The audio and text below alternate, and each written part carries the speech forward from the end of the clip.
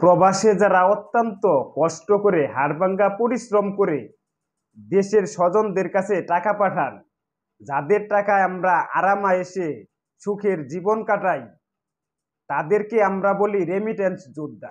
যারা প্রতিনিয়ত কষ্ট করে আমাদের কাছে টাকা পাঠায় আমাদেরকে সুখে রাখার জন্য, অথচ বিদেশে যাওয়ার আগে আমাদের এই বাংলাদেশেই কিছু রিক্রুটিং এজেন্সি এবং যাদেরকে দালাল বলা হয় তাদের সাথে যুদ্ধ করে কিন্তু আমাদের বিদেশ যেতে হয়। এরকমই একটি ভিডিও সোশ্যাল মিডিয়ায় কিন্তু ভাইরাল হয়েছে, যে রিপোর্টটি করেছিলেন এটিএন বাংলার এক সাংবাদিক। সেখানে দেখা গেছে এক দালাল একজন মহিলাকে বিদেশ পাঠানোর প্রলোভন দেখিয়ে তাকে বাসায় নিয়ে হাত পা টিপাচ্ছে।